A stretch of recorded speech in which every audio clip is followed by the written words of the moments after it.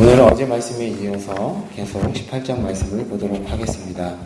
하나님의 은혜로 구원을 받은 그리스도인들은 이미 영적으로는 세상과 무관한 존재들입니다. 그리스도인은 이 세상에서 살고 있지만 근본적으로는 이 세상에 속한 사람들이 아닙니다.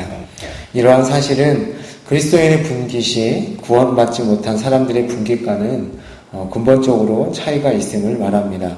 세상의 분깃은 세상의 가치와 세상의 조건, 세상이 원하는 그 조건으로 인정되지만 그리스도인의 분깃은 오로지 하나님의 은혜와 섭리에 의해서 결정됩니다.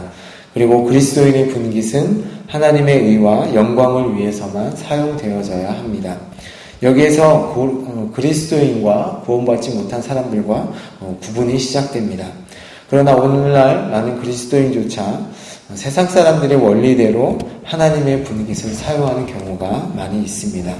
이러한 삶의 자세가 형성되어지고 굳어지는 것은 하나님께서 주신 그 그리스도인의 분깃을 하나님께서 주신 것임을 망각하는 데 있습니다. 우리는 우리에게 주신 분깃의 의미가 무엇인지 잘 살펴야 하고 그것을 하나님의 의와 영광을 위해서 잘 사용해야 합니다. 그런 의미에서 18장 전체를 생각하면서 오늘 전체를 보기 원합니다. 18장은 아론이 지닌 그 제사장직의 신적 권위와 그 정당성을 강조하기 위해서 제시되었던 본문입니다.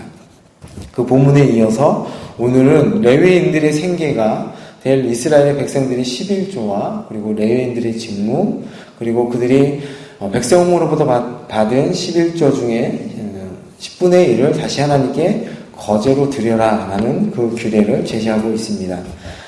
어저께 저희들이 보았던 그 분깃의 의미를 잠깐 다시 한번 생각해보고 넘어가도록 하겠습니다. 우리는 그 분깃을 생각하면 재산을 생각하는 경향이 많습니다. 특히 이스라엘 11지파가 하나님으로부터 가나안 땅을 유업을 받았다는 데서 이런 관점이 생긴 것 같습니다. 그러나 이러한 관점으로만 분깃을 정의하면 땅을 기업으로 받지 못한 레위 지파의 경우 분깃이 없다고 말할 수밖에 없습니다. 땅을 소유하지 못했다는 것은 그때 당시에는 전적으로 가난하다라는 의미가 있습니다. 하지만 하나님께서는 레위 지파에게 세상 분깃을 주지 않으시고 하나님 자신이 분깃이 되셨다고 어제 말씀을 드렸습니다.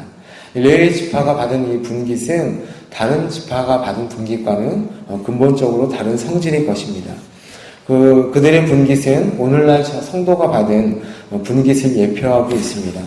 레위 지파가 하나님의 그 성막을 위해서 봉사하는 것은 그리스도의 몸된 교회를 위해서 성령의 은사대로 봉사하는 저희 그리스도인의 활동과 같다고 생각할 수 있습니다. 그러므로 레위 지파가 하나님의 분깃을 받은 것은 오늘날 성도가 하나님의 분깃을 받은 것과 동일하다라고 말할 수 있습니다. 하나님을 기업으로 삼은 성도는 세상의 분깃과는 전혀 다른 차원의 복들을 소유하게 됩니다. 그 복은 그리스도인들은 세상 사람들의 눈에 보이는 것들을 추구하는 것과는 반대로 영혼에 대한 관심을 가지고 살아가게 됩니다. 그러한 관심은 하나님과의 교제를 사모하게 되고 하나님과의 교제로 연결됩니다. 그 교제로 인해서 하나님께서 주시는 영적인 그 담대함과 그 평안함을 저희들이 누리며 살아가는 것이죠. 이처럼 그리스도인은 세상 사람들이 절대적으로 관심을 두는 물질적인 풍요와는 다른 것을 저희들이 가지고 살아간다고 말할 수 있습니다. 얼핏 보기에는 레위 지파는 땅이 없고 다른 지파의 11조로 생활하기 때문에 다른 지파의 봉헌 여부에 따라서 그들의 생활이 좌우되는 것처럼 보입니다. 그러나 하나님을 기업으로 삼고 있으므로 그분은 하나님께서는 그들의 필요를 채워주시는 것입니다. 비록 다른 지파의 불신실함으로 인하여서 11조 규례가 제대로 이행되지 않더라도 만물의 창조자이시고 주관자이신 하나님께서 그들의 필요를 공급하시고 채워주신다는 말씀입니다. 그 사실의 예가 이스라엘을 위하여서 사역한 엘리야가 그 낭망하고 광야에서 엎드려져 있을 때 까마귀를 통하여 먹을 것을 주신 것을 보면 저희들이 알 수 있습니다. 하나님은 당신의 택한 백성이 물질적으로 궁핍하게 하지 않으십니다. 그리스도인은 자신에게 친히 분깃이 되어주시고 모든 필요를 채워주신다는 것을 오늘 저희들은 기억해야 할 것입니다. 오늘 본문에 있어서 또한 한 가지 저희들이 봐야 할 것은 11조입니다. 11조는 궁극적으로 그것을 바치는 자로 하여금 소유 전체가 하나님의 것이고 단지 그것을 관리하는 청지기임을 고백하게 하는 신앙 고백으로 저희들이 봐야 합니다.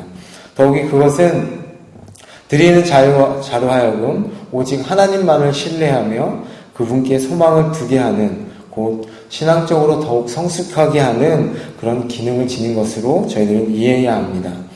오늘 요즘 많이 대두되는 토픽 중에 하나가 헌금 무용론과 11조 폐지론입니다. 이런 의미에서 11조를 다시 한번 생각하고 상기시키는 그런 시간이 되었으면 좋겠습니다. 11조 헌금은 단순히 복을 얻기 위한 목적으로 하나님께 드리는 뇌물이나 또한 투자가 아닙니다. 구속의 은총을 입은 자가 마땅히 만물의 창조자이신, 그리고 우리의 모든 것의 소유자이신 하나님께 드리는 자발적인 헌금과 기쁨의 감사의 헌금이어야 합니다. 즉 이는 미래의 복을 소망하고 우리가 미래의 어떤 것을 얻기 위해서 드리는 것이 아니라 이미 우리에게 주어진 복에 대한 순수한 마음으로 하나님께 감사하는 헌금이 되어야 합니다. 그리고 하나님께 대한 자신의 올바른 신앙적 고백이 이 안에 담겨져 있는 것입니다. 11조는 받은 은혜와 복에 비례하여 드려지는 감사헌금입니다. 따라서 헌금의 액수의 다수의 감정이 좌우되어서는 안 됩니다. 수입이 많은 자는 많은 11조로, 또한 적은 자는 적게 내는 것이 마땅합니다. 그 모두는 동일하게 아름다운 신앙의 행위로 간주됩니다. 11조를 많이 했다고 해서 교만하거나 또한 적게 했다고 해서 부끄러울 필요가 없습니다. 모든 소유물이 하나님의 것임을 고백하는 의미로 저희는 드려야 합니다. 즉 이 헌금을 통해 모든 것이 주님께로부터 왔으며 주님께로 돌아감을 고백하는 의미로 드리는 것입니다. 따라서 자신의 수입 중에 11조는 10분의 1은 하나님의 것이고 10분의 9는 내 것이니까 아무렇게나 사용해도 된다고 하는 생각은 절대로 해서는 안 됩니다. 이 세상의 모든 물질, 생명, 시간은 하나님의 것이며 우리는 다만 그것을 관리하는 청지기에 불과하다라는 생각을 가지고 저희들이 사용해야 하는 것입니다. 하나님으로부터 명과 육에 복을 받은 그리스도인은 이미 이 세상의 가치를 초월한 존재들입니다. 세상의 것을 버리고 신령한 복을 받았으며 신령한 하나님의 말씀을 사모하는 존재들입니다. 세상의 명예나 재물을 추구하는 세상 사람들과는 근본적으로 다른 삶의 자세를 가진 사람들입니다. 31절에 보면 그리스도인은 영적인 일에 봉사하며 그에 대한 합당한 대가를 받는 사람들이지 세상 일을 행하면서 세상에 관한 행한 일을 대가를 받는 것이 아닙니다. 그러나 저희들이 세상 일을 무조건 거부하고 하나님과 영적으로 교제만 누리고 나누라는 것이 아닙니다. 그리스도인은 이 세상 안에서 하나님을 섬기는 왕같은 제사장입니다. 그러므로 그리스도인은 세상 사람들과 똑같은 일을 하지만 삶의 목적이 다른 사람들입니다. 세상 사람들은 육신과 만족과 자신의 안위를 위해서 일을 합니다. 그러나 그리스도인들은 하나님 나라의 확장과 하나님께서 맡기신 문화적 사명을 감당하기 위해서 그 일들을 하는 것입니다.